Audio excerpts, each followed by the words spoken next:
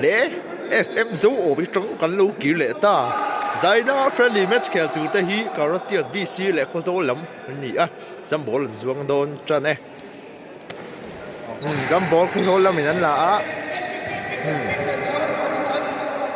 số lắm position nè á ball lên xịn qua là chung á pe you don em alu lâu tát boy quen rebound sala á hay về lại hát tia solte traveling tát ole tu na hasti lan nei về lại á Kahrawtians ta mình solte drive in turnover le tát Khawzawl la man phei về lại ha la đây pa alu te tia na khal phei về lại ha beat that moving screen om tlat mấy tu na khan Francis a 3 lut lâu tlat mai rồi lắm phei về lại ha la jumper lut lâu teo chọn teo này băng sala á phei về lại ha charger drive fina alut lâu chia rồi lắm phei về lại ha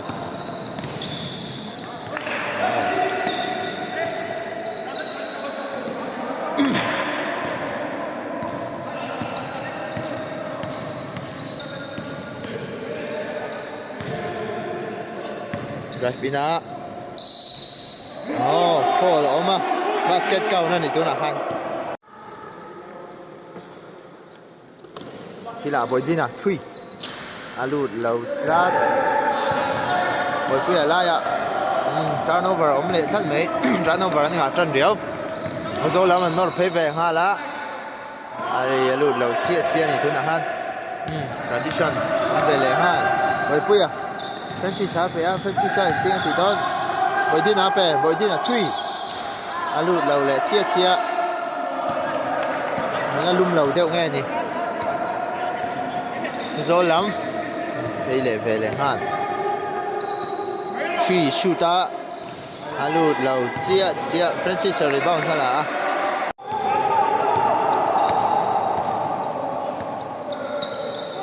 thế để mình khel don với quên screen á tia Francis akila 3 alut te nó khán phốt om lệ thắt Ryan Ken shooter lut lâu đeo tia rebounds tia chung à lut te 4-2 thì khán đó tiên xin point ní là lead ta Khawzawl lắm drive fina tang tlat ball reset le shoot alut lâu le tlat air ball tlat ball safe fa jump ball tu na khan mani Khawzawl ball ni lovin Kahrawtians lắm Francis 3 alut le ta Khawzawl lắm ball sẽ drive in shoot thấy chưa shoot alut moi lướt tục sai lên sắc men 3-6 sân ta thì khan Francis đó là chẳng shoot le alut lâu ta tu trùm khăn chưa safe thế nào shoot le alut lâu le tắt mấy số lắm phei về lại ha la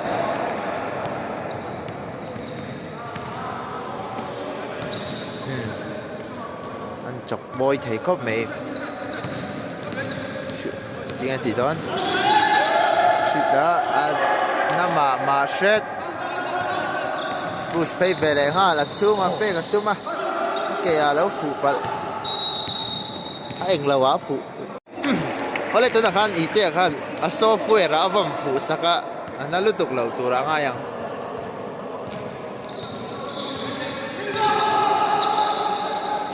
Khawzawl lam 3 lut lo tlat rebound an la le ha la shule don't em trafina pull up alut te more lut 4-6 an ta pot thatre pe Khawzawl lam frena 3 traveling le tatlat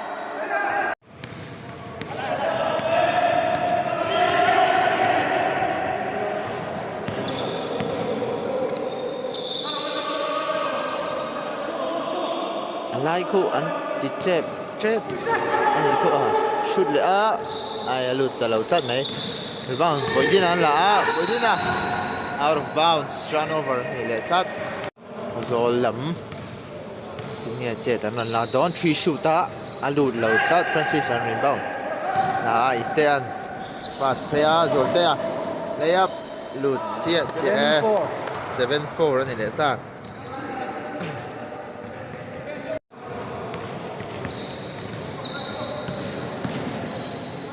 shoot le ava har ve kha chu lut trap tho mai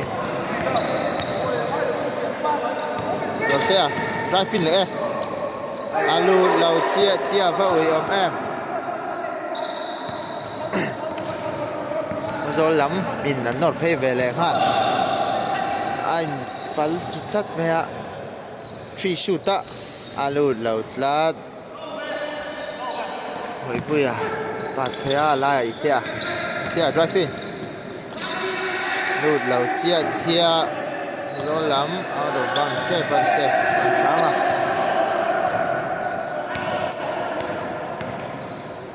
3 shoot ngal pop ai lut lo shet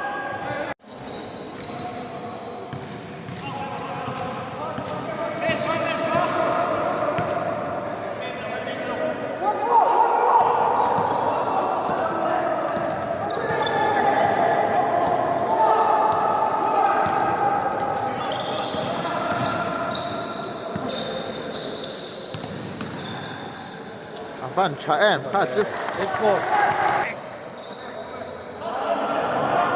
Khawzawl lam hian alai hi an ti chep ma se le dia steal om mai poidin fast break lut te 9-4 ani ta Khawzawl lam tan set angai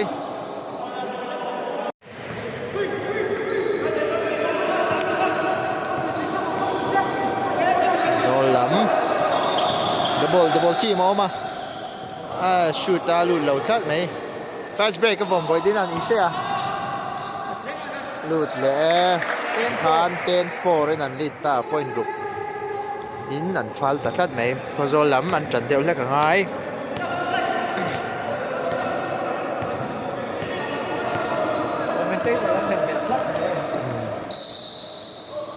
ole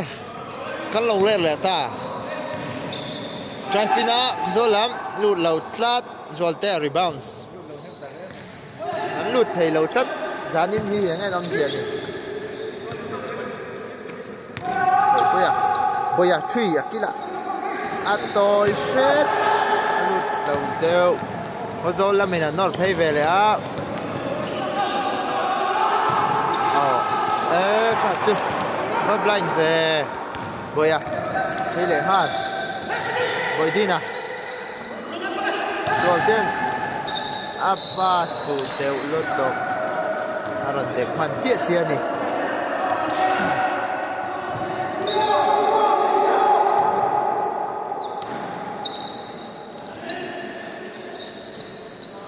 play ne ya alu lo dewa boy puya post up khela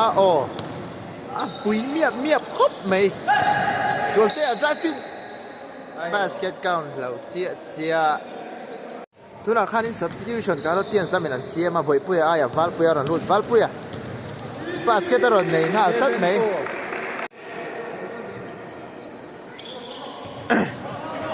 there volta val puya post khela adu angin na che thei lo deu ha ni poidina 3 alu lo chia in and out transition phei ve le hal 3 la ve le Khawzawl lam alut moi lutuk 6-11 นั่นนี่ตาที่คันโซลัมบาสเกตกัลเฉาเวเลยโดนจัดเงี้ยนี่อีเดียไดฟินอาลูดเหล่าจัดโซลัมมินันนอร์เลฮัล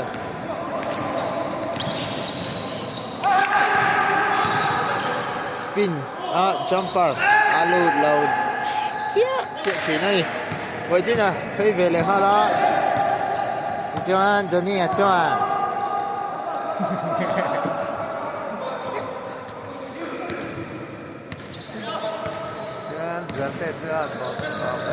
ใจฟินาอาลูเราเล่เจียบอยดินารีบาวส์อาลูเราเล่อาลาเล่บอยทรีอาลูเราตัดแอร์บอลตัดไม่ขาดจูจวนจนี่จวนบาสเกตจูไหนไงตัวไม่นักการเพย์เบลเลย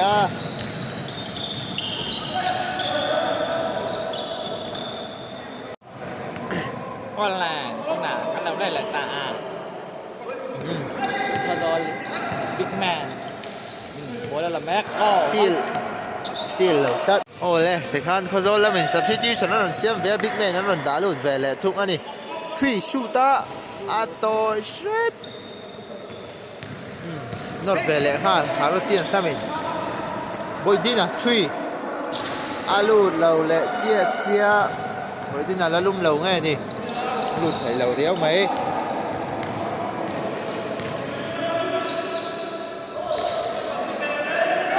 บอลสวิงกว่าละถกตะกังบ่โอ้ใจฟินาโฟล์แล้วอมตลัดไหมบ้าน่ะแล้วเบนสักะไซต์ตัวนี่ติคันตัวนักขันบ่อยที่น่าอายะเวนะอารันลุดเวลเชียนี่โอ้สตีลเละตลัดไหมKahrawtiansสามินวัลปุยะชูตาอาลูเราเจียบ่ยันลูสักนี่อารันติสักเวลตัด12-6สันนิตาตัวนักขันจังเฉาจันครบไหม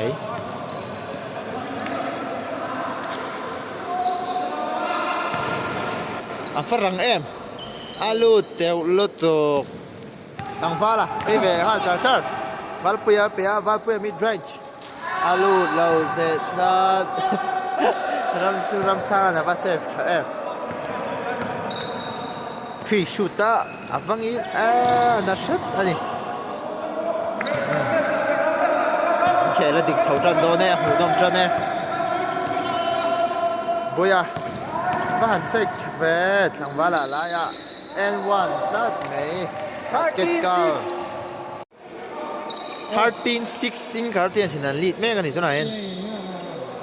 โพสเคละอันว่าบอร์ดนะซะพูลับอาลูอันนั้นเท่าเชลตัดไหมเวนะเลยอัพอาลูเจีย14-6สันนิเลต้าKhawzawlล้ำจังเดียวโอ้ฟอมกิมา AKA กาเลียอันนั้นทุนเวลตัดไหมKahrawtiansสามินเราปุยครบไม่14-6 Kahrawtians 14โอ้เลยเกมมันจันเลยโดนตาหมูน้ำมันจังตังKahrawtiansสินสตีลในงานเวนะเลยครับอาลูเราเจียบอยันรีบาวนั่นล่ะว่าล่ะบอยไปเลยอาฟามอยบอยันบาสเกตอาจารย์ตีร์ตานี่ที่ขัน15-6 in Kahrawtians ทำเป็นลีดเนี่ยตัดเชียนี่น้ำเฉาเข้าไหม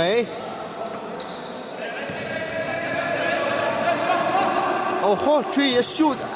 ลุดเตะลุดตกว่าอุ้ยแหวกขาดชูมาเวนะวัดเชลนายเวอุ้ยลุดตกข้างค่ะมันเลยมันน่าเชลตักขี้กลายเป็นติชุดติได้วันนี้ค่ะจูฟังกี่มาว่าเพื่อนเราสตีละบอยยันเวน่าเป็ดชาลอตโตอาลูเลต้า16 นั่นนี่ตัดเชียนี่ที่ขัน Kahrawtians lắm mà trăng em mà vang hủ nôm em nó bắn song song lẩu hòa rú mà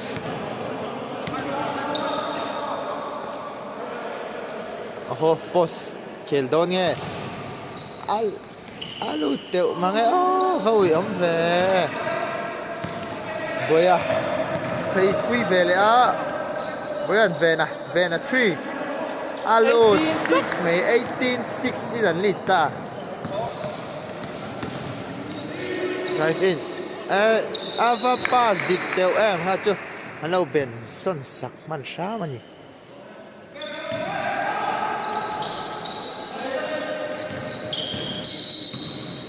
thằng va là fall tlat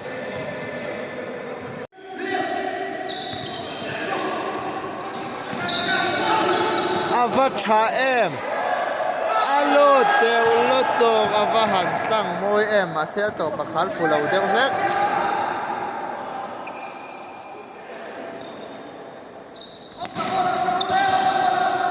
field trap vena boy don em ni vena 3 ala la fake up pull up ato teo trap ball queen rebounds ava pass chat teo em tang wala ache ma em o ka chu pathum inan bora holte han enzel sela thatur men o zol la min an nor vele hala shin kala pon ka thi an bor che ma che ava pass moi em ka chu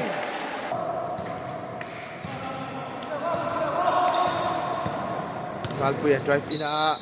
fall on cut me basket count side inbound dona Valpuya beat thấy don em beat lâu tiêu lek lát tăng va là turnover anh này cắt me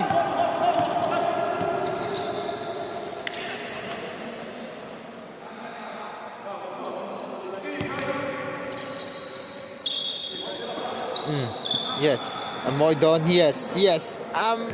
moi teo luto drive in a al nashet trap pam kima avalut moi em pam kima 1918 anh ta start to go 3 shooter ato shit venan răng lút tục cái nhà phê pin ha đó phong kim à mùi phong kim à drive in lút đấy ole second half còn tròn chia 3 run air ha băng mấy Valpuya Kahrawtians dám vai all em về The damn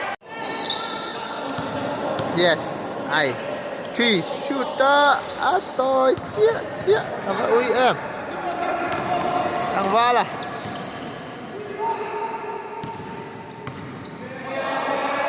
achunga reverse lute moi luto 22-7 ani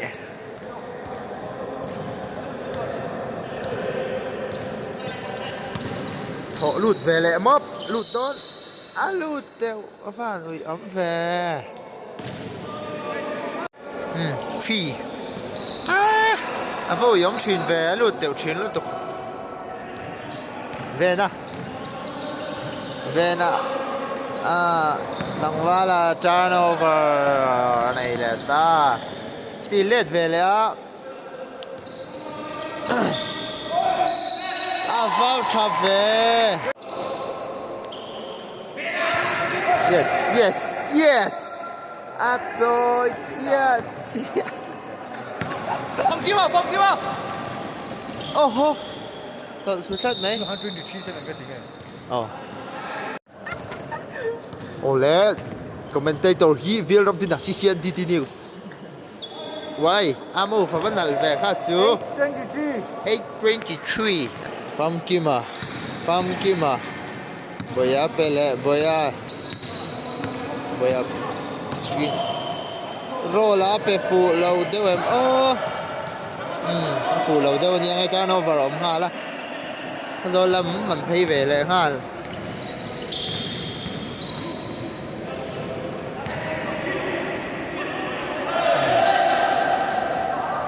passing lúc lâu shot em nên tung đàn chìm tôi đều lát rồi chắc lúc tục in phong kim mà phê alo lệ ta phong kim mà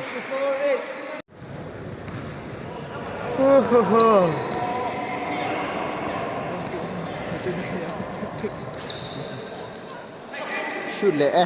alo lâu chia dễ là ring hiểm ăn lâu đâu nghe nhang Valpuya mid range tôi shot boy rebound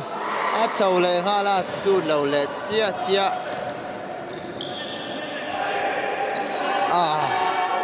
anh lút thầy lâu về lục chơi tặng ai do lắm lẽ mòn tí sặc về lại ăn yes lút chia môi về pha môi phá wow cấp xả hết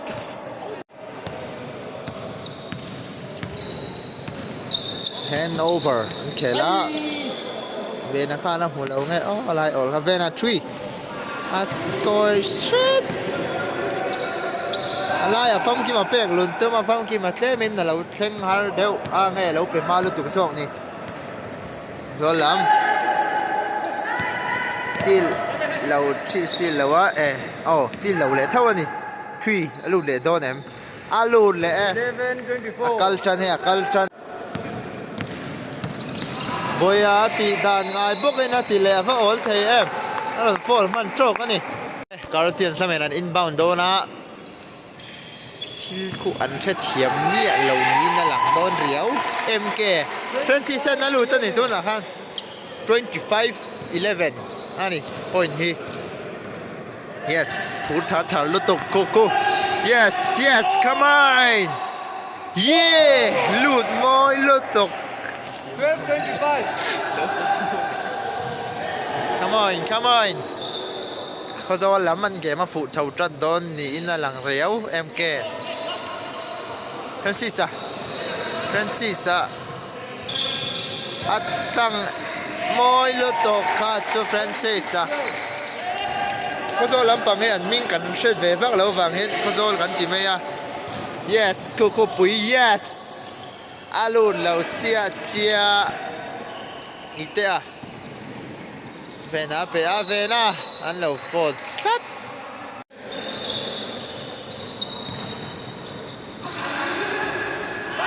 valut teo em thế mình là nó sẽ tao này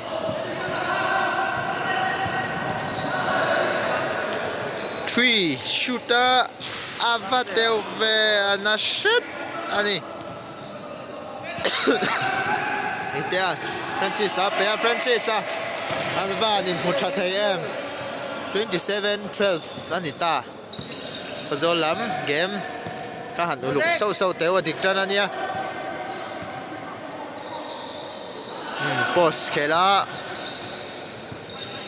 anh lâu bort thế lúc tụi các bạn chuông lại turnover về là still thật mấy về là no man lụt lệ ta time out Khawzawl là mình ăn co là nè bùi tê mình lâu mạc sám sao là cái rồi lệ thua yang viết ram tin à CCNDD News lệ anh lâu lệ ta time out Khawzawl lên call no in filter anh xoay những ngàyตัวnày anh ghé mà địch thấu trận khóc này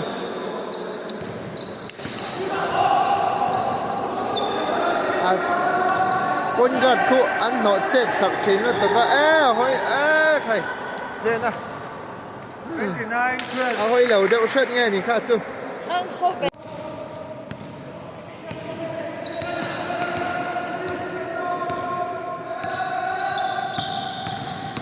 ý thế à right pina alu lẩu đậu chia lệ ta Khawzawl lắm anh drive pin xe bắt trở về khá su alai sợ anh nó xếp sạc chín nó tục em alu tật thâu bắt trở về 13-29 anh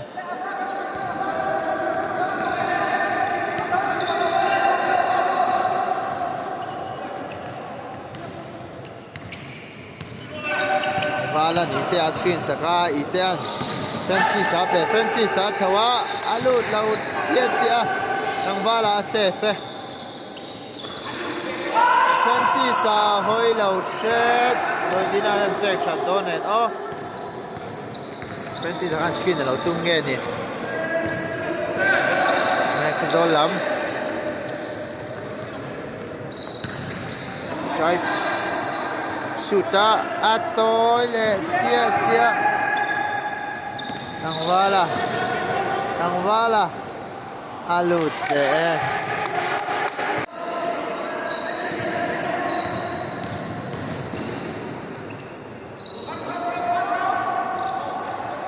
avahan lut tok chia ve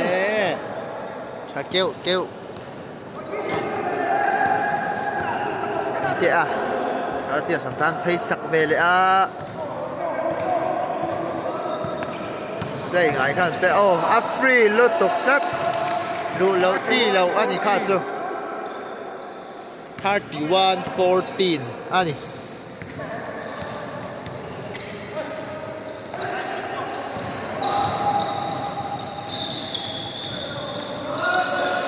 Khawzawl lam Kahrawtians kami nan trap ball pass sual tangai turnover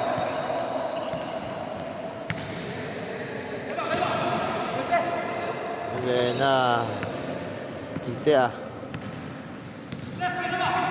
le tangwala in screen le anwa ni pethateu ve Khawzawl lam still thalut tok alo hu lawa still sak thalut tok lat drive in alut don em alut lau deu ui screen no tok ma ni ball chang le a shoot alut moi lut tok 15-31 ani pick and kal le a Francis ala lawa floaters afalut teu dal ve boydina absolute ngeng mai ite an Francis ape a Francis a peswal trap venan achunga ola lo mu a boipui a alut te zolam in post an khel ve le don nge o ava spin tra em alut moi lut tok 16-32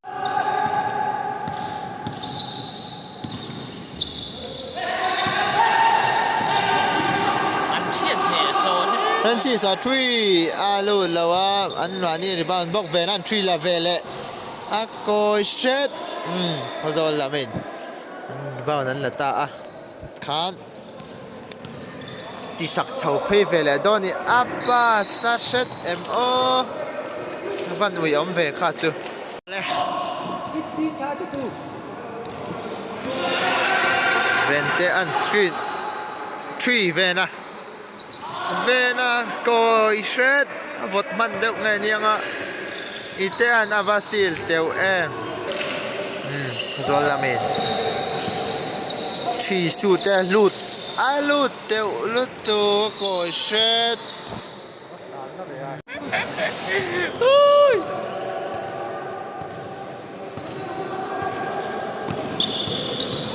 ite an drive in today boydina avaron kat thave boydina moi lutuk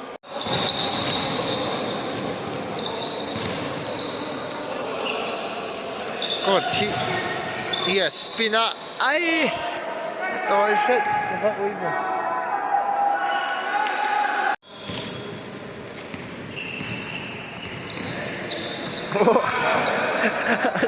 out lawm out law va hau ve kha chu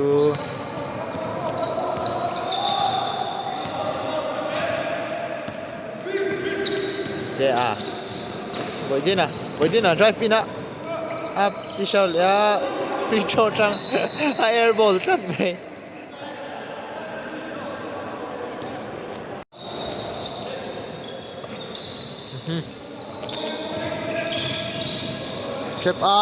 chep lo sing lo teo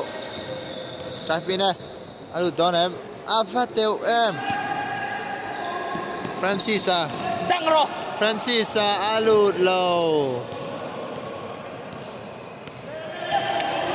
oh nhiều hoặc drive in nè em quan thấy đó em alut cái basket cao đó này tôi là hand fall vô cả Francisa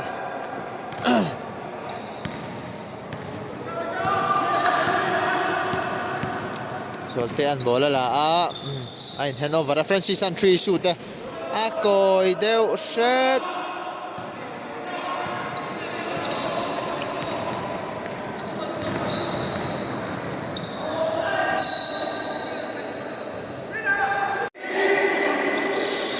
Oh. Ava môi đều về Srina la dẫn xuống lẽ lụt em lụt thế vào sập về thì anh học rêu lụt tục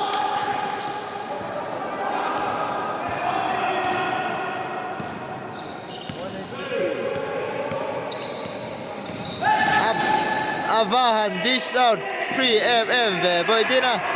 lâu lù lâu sắc rất mấy nè Avahan cha em về 1933 Khawzawl lắm mình khel là phụ chấu trân này ari mình trân mình borrow sen trân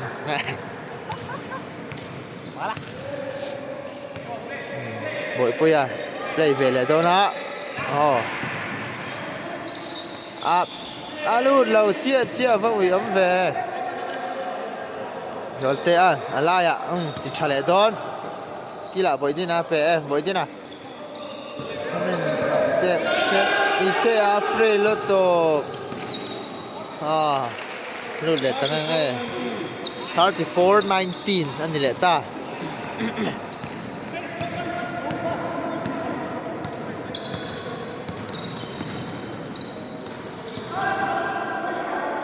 Avahan cha thấy em về môi lệ đất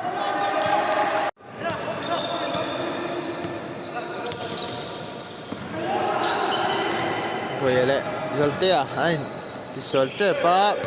boy puya ite pa sa ite tiếng nghe thì đâu boya pele ava pa sa em boya all sam tang cái này lâu lụt thầy pa ta đi Avahan chazek em boy puya Vala pasa spina alut lau chia van thate về jote boya drive ina alut lau valan lau cover saka thong ruk ni khat ani ta ani Bicho pa ko rambo che atrum afa thate về Jolte anh thì vai chứ vậy bây vala pele vala spin môi la tục pivot mong môi khóc mày turnover mà bồi đi na phak là wa petat ka chu pena dewan yang Hanover Apula Fola alute avan chave 22-30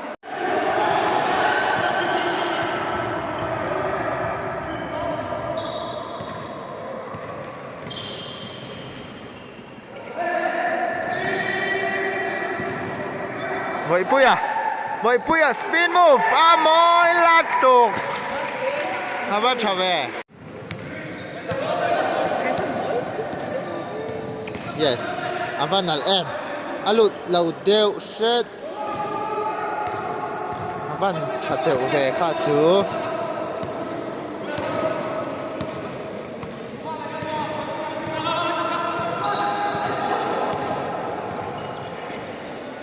boy puya hai po san khel tira boya kata mo chalotok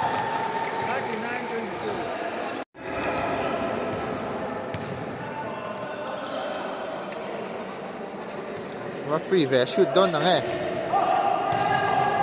สปินเวลุดลุดมอยลดตกน่ารันสปินสักเวเลยนี่